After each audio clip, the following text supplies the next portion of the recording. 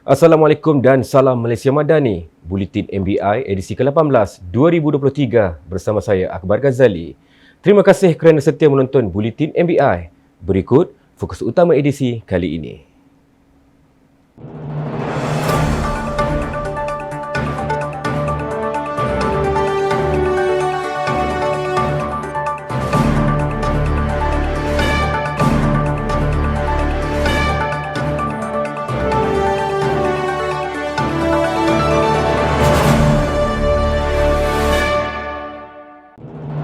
Negeri Perak terima peruntukan tertinggi KPKT.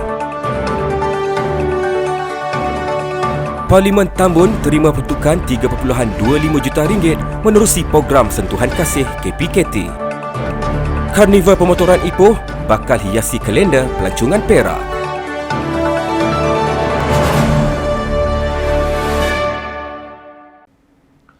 Kementerian Pembangunan Kerajaan Tempatan KPKT telah meluluskan peruntukan sebanyak RM68 juta untuk kerja-kerja pembangunan dan penambahbaikan infrastruktur di negeri ini. Menterinya Ngah Koming berkata, peruntukan terbesar setakat Ogos itu diberikan melalui Jabatan Kerajaan Tempatan JKT kepada 15 pihak berkuasa tempatan PBT. Jelasnya, KPKT akan sentiasa bekerjasama dengan JKT dan PBT bagi merealisasikan perancangan pembangunan demi meningkatkan mutu perkhidmatan serta kesejahteraan rakyat. Kita nak rakyat bukan saja boleh lihat perubahan positif, mereka boleh rasa juga. They can see, they can feel, and then they will be resonate with the positive changes brought by Kerajaan Malaysia Madani. Beliau berkata demikian dalam sidang akhbar selepas mengadakan lawatan kerja program sentuhan kasih KPKT ke Parlimen Tambun Ipoh.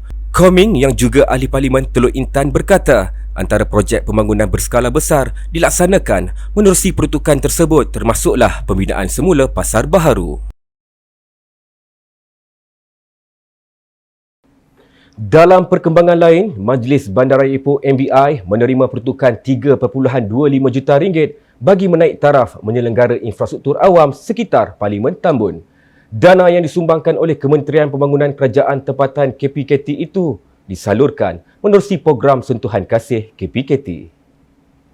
Kesemua projek penambahbaikan ini bukan setakat memberi keselesaan kepada penduduk, tetapi inilah sentuhan kasih KPKT yang akan menjana ekonomi setempat, membawa kemakmuran dan meningkatkan keselamatan penduduk di kawasan ini. Beliau berkata demikian dalam sidang akhbar selepas mengadakan lawatan kerja program sentuhan kasih KPKT ke Parlimen Tambun Ipoh.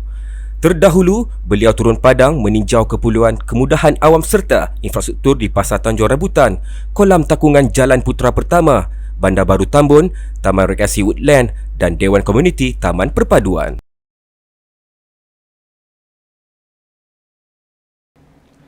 Karnival Pemotoran Ipoh disaran menghiasi kalender pelancongan Perak tahun depan. Ekoran sambutan hangat yang diterima peminat sukan itu dalam penganjuran baru-baru ini.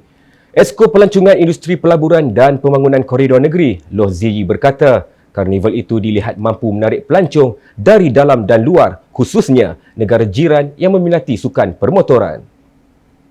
Jelas beliau, kerajaan negeri juga sedia menjalin kerjasama dengan pelbagai pihak bagi merancakkan lagi sektor pelancongan negeri. So kita rasa memang tak ada masalah.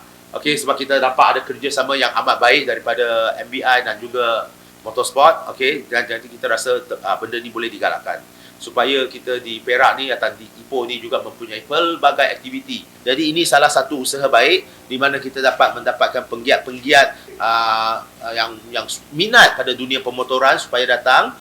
Beliau berkata demikian pada sidang media selepas merasmikan Karnival Pemotoran Ipoh 2023 di Stadium Indra Mulia di Ipoh. Karnival yang berlangsung 2 hari itu dari 10 pagi hingga 10 malam telah menarik hampir 20,000 pengunjung. Pelbagai acara telah disusun dalam program berkenaan, antaranya pertunjukan kereta, perlumbaan drag dan jualan produk permotoran.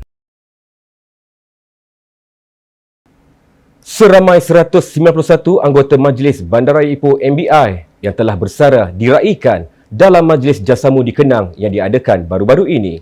Kesemua mereka yang terlibat merupakan kaki tangan yang telah menamatkan perkhidmatan pada tahun 2019 dan 2020. Daripada jumlah tersebut, 57 bersara wajib, 22 bersara pilihan, 1 bersara atas sebab kesihatan dan 9 meninggal dunia pada tahun 2019.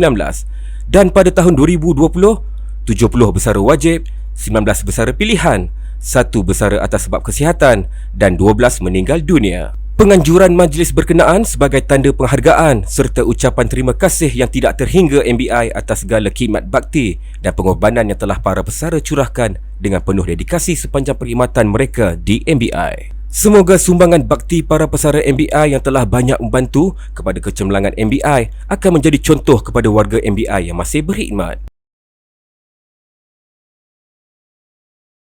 Penganjuran Mid-Autumn Carnival Inisiatif Chanjiang International Sedang Berhad telah memeriahkan sambutan Tahun Melawat Ipoh 2023. Program yang dianjurkan buat kali kedua itu telah menarik hampir 5,000 pengunjung daripada pelbagai bilang bangsa. Program yang berlangsung pada 9 hingga 10 September lalu dipenuhi dengan pelbagai aktiviti menarik, antaranya persembahan budaya, pertandingan tanglong dan jualan makanan serta cenderahati. Acara perasmian program berkenaan telah disempurnakan Datuk Bandar Ipoh, Datuk Rumaizi Baharin. Diharapkan penganjuran program seumpama itu dapat diteruskan pada masa akan datang agar keharmonian dan perpaduan dapat diperkukuh seiring dengan konsep negara Malaysia Madani. Tak kaya menjual, tidak rugi membeli. Itu tagline yang digunakan kafe RM2 bagi menarik sesiapa sahaja singgah membeli di premis berkenaan. Menariknya, kafe yang terletak di Taman Fepa Ipoh menawarkan harga RM2 bagi semua produk makanan yang dijual. Menurut pengurus kafe berkenaan, Muhammad Amiruddin Ramli, 29 tahun, pembukaan premis itu adalah untuk mewujudkan peluang perniagaan dan promosi kepada vendor-vendor produk makanan agar lebih dikenali. Kami memang berterima kasihlah kepada Datuk Bandar kerana support perniagaan anak-anak muda. Memang itulah harapan jika ada kedai-kedai ataupun kios-kios MBI yang kosong, memang kami nak masuk, memang kami nak berniaga. Boleh lihat bisnes model kami ni boleh membantu, boleh menjana ekonomi untuk 40 ke 50 orang pada satu cawangan. Jadi besarlah harapan kami supaya pihak Datuk atau pihak MBI dapat memberikan kami lebih banyak peluang dan ruang supaya kami dapat mengembangkan lagi cawangan kami. Pembukaan kafe RM2 itu telah dirasmikan oleh Datuk Bandar Ipoh, Datuk Rumaizi Baharin. Dibuka pada setiap hari dari 6.30 pagi hingga 6 petang. Kafe ini menawarkan lebih 50 jenis juadah makanan termasuk pencuci mulut dan minuman daripada 35 vendor. Baiklah saudara, paparan itu mengakhiri Buletin MBI edisi ke-18. Jangan lupa saksikan Buletin MBI edisi seterusnya pada masa yang akan datang. Sebelum berpisah, jangan lupa untuk subscribe dan like YouTube Majlis Bandaraya Ipoh. Untuk itu, Assalamualaikum dan Salam Malaysia Madani.